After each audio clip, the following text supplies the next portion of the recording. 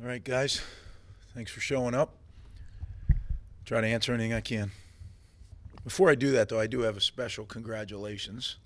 I think we all know that Pat and his wife Candace, they had a beautiful baby girl. Juliet, I understand is the name, so I want to congratulate them. That's awesome. And look forward to getting you back, Pat. So why don't we go from there? Place to start is quarterbacks. How are Gavin and Noah doing? What's their status entering the week? Yeah, we're gonna see as the week goes on. They're both progressing. So what that means by end of the week, I don't know. What that means in practice reps, I don't know. I'll know more probably tomorrow. But we'll continue on as we're doing, right? We'll just keep trying to improve with whoever's available. When it comes to Saturday, how much do you factor in, the level of opponent, historic results against this team, and playing those quarterbacks and their health? Like, how much do you value risking their health versus the opponent? Well, I'll never risk their health. I don't care who we're playing. Their health's, always first and foremost to me. We're going to win the game. I mean, that's what we're doing. We're going to Columbus to win the game. Will that happen? There's another team on the other sideline that wants the same thing. That's why goals are overrated, in my opinion. We both have the same goal at the beginning of the game. But we're going to do everything we can. We're going to practice. We're going to get ready and go out to Columbus and play our best. When you watch C.J. Stroud on film, I mean, how does he compare to last year, and do you feel like there are ways that he's elevated his game even beyond? Yeah, I think just with experience, right? He's been through big football games. He's seen a lot more defenses, including his own. What he's going against now is some high-level stuff. So when you go against that every day in practice, I think iron sharpens iron a little bit there. So, yeah, he's an elite-level quarterback for sure. Rick, how much of Noah's injury affected what you wanted to do with quarterbacks this year and bringing those two young guys along? Well, we played with one scholarship quarterback in our opening Big Ten game. And I think the quarterbacks are part of it, Steve. But I think we just got to look at it. And I had to stop for a minute after Saturday night because it was maddening. And I had to just take a step back and say, wait a minute. So we're playing with one scholarship quarterback. Our top sacker the first 2 years has missed the whole season. Yet we're playing really well on defense. There's a lot of good stuff going on. And maybe we, by doing some things, raise the expectation of everybody, fan base included.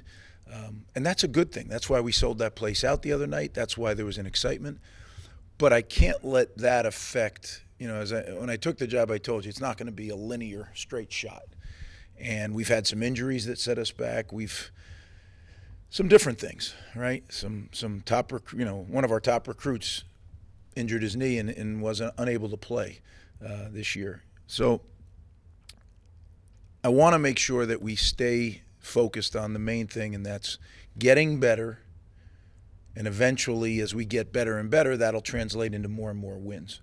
But the quarterback is definitely part of it. When Noah went down, there's your experienced guy. He's got 20 whatever starts under his belt. And that's a nice thing to have to bring the other guys in and see how it all fits together. Once we lose that option, now it's young guys. So to go out and win the first ball game at BC and then continue on to win a couple with young quarterbacks, that's good, right? Was it all stellar play? No, but I don't expect it to be when there's very little to no experience there. But now we're in Big Ten play, and I thought we did some good things offensively. We just turned the ball over twice, and I say just. That's the story of the game. So, yeah, does that have a factor? Sure it does. But our quarterbacks didn't turn it over on the one. We didn't miss the flare route on that drive when we cut it to 2 scores. The quarterbacks didn't do that. So it's collective. And I think the focus, we focus. Our guys play really hard. It's the consistency. As you're building a program, the last thing that comes is consistency. So when you can do it at first and you see it, okay, now we've done it, but now can we do it down after down after down? And when you get good, your team can do that. So quarterbacks are part of it, but it's across the whole team. And just to follow up really quick on the quarterback, since you will lose Noah, the experienced guy, will you have to look to replace someone with more experience in the offseason through the portal? Oh, that's down the road. I think all of that comes up of how do your guys that you're developing, how do they develop, right? If you end the season a certain way with your quarterback situation, then that's less important. If you don't, then it's more important. Everything to me is a fluid situation, and you have to look at it as such. That's why people, they want to lay down these mandates of this, this, and this. How do you know? You don't. They're human beings. They're going to go out and play. The switch is going to flip at some point, and then all of a sudden, well, man, we're set for a few years here. Let's go.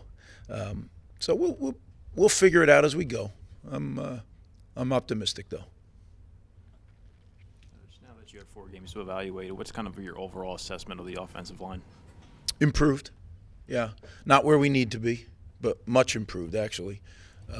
There were some things that we've done in the first 4 weeks that would have had no chance doing the first 2 years. So that's a good thing. Again, we keep stepping up in competition. That defensive front was stout, and there was a lot of them last week, and it's going to be the same this week. So get used to it. That's Big Ten football, right? I think we saw 8 or 9 D linemen rolled in last week. We'll see the same this week. So, yeah, it's what the Big Ten's about. That's why it's the best league in the country. When you went back and watched the tape, what did you see from Simon just in terms of growth and mistakes and learning maybe throughout a game? Yeah. A lot. I think one thing you could say, he is a tough son of a gun now. He stood in there and made some throws, and as he was letting it go, he was getting hit, but he didn't flinch. And, you can't teach that. And the reality is, to try to keep it didn't work so well, but to try to keep your quarterbacks healthy, they have a green jersey on and they don't get hit in preseason. So when do you know? You know when they get hit in the game. How tough are they? And I would tell you that all 3 of our quarterbacks are tough guys. They don't flinch. They hang in there. They're not afraid to run the ball. That was a big step. The other thing I thought when we went no huddle, I thought Evan looked very comfortable. He had command of the situation, and that's another one that you don't know until you do it, right? So that was good to see. So that was a positive. A big picture about Ohio State. You've been there, so you know what the advantages that program has just in tradition and facilities, everything. Do the changes in the sport in college football with NIL and where the direction is going, does it make it even harder to catch a program like that? Do they have more advantages than they might have had 5 years ago? All depends what you do. It's an opportunity, as I look at it, to close the gap if we, in fact, have those resources. And it's a different way of thinking, and it's a sudden change. So do your supporters, do your boosters, do your local businesses, do they feel the need? Is it that important to them to step up? Well, then it can become an advantage for us. It can be actually a way to close the gap more quickly. But it all depends on what your individual community feels and then ultimately does. Just Aaron Young, how is he getting closer, or do you feel like he's... Aaron is improving, yes. And, boy, we've missed him, right? He's a multi-dimensional guy. He does it on teams. He does it at running back. He does it at receiver. It's another guy that, that's why I had to really pump the brakes myself, because I was frustrated, as you could tell, Saturday night. And I don't ever accept it, and I don't make excuses, but I do have to live in reality. And when you look at some of the quality, experienced players that weren't playing, and yet were battling and really felt, other than a couple mistakes, are right there, that's a huge improvement. So, but then we jump up in class again, right? So if Iowa is 1, Ohio State's 1, or if Iowa's 1A, Ohio State's 1. I mean, they're the 3rd ranked or 2nd ranked, whatever ranking they have, team in the country for a reason. And as Steve said, I've been there. I understand the culture. I understand the program. I understand the level of talent. So we're going to have to really, for us to have an opportunity to win this game, we have to be consistent. We have to be at our best consistently. And I just got done telling you that's the last thing to come. So, but you know what? The challenge is great, and that's what I love about this league. So I'm looking forward to it. On that vein, when you came back for the second time, gap between Ohio State and this program obviously was vast. Do you feel like, one, in the 3 years you've made you were able to significantly close the gap in any sense? Or is a game against Ohio State a fair way to, is it a fair measuring stick for this program in those 3 years? Oh, I don't know if there's a measuring stick right now with the program that's established that way. I don't know that. It depends how we play, right? It'll be a great measuring stick if we play well, but if you play poorly against a team like Ohio State, it really gets exposed, right? So you go play poorly against a good team, you might not look great. You play poorly against them, and it's a matter of how many. What's the difference? So we need to go out and play our best game, and then some things go your way. And again, the game is what you need to do. You need to hang in there. You need to play tough, and you keep looking up, and there's still a chance. Then you keep going, and it gets tighter and tighter and tighter. And that's what you do when you go in. You're a market underdog. We get where we are right now. Doesn't mean we're always going to be here. As a matter of fact, we're not going to always be in this position.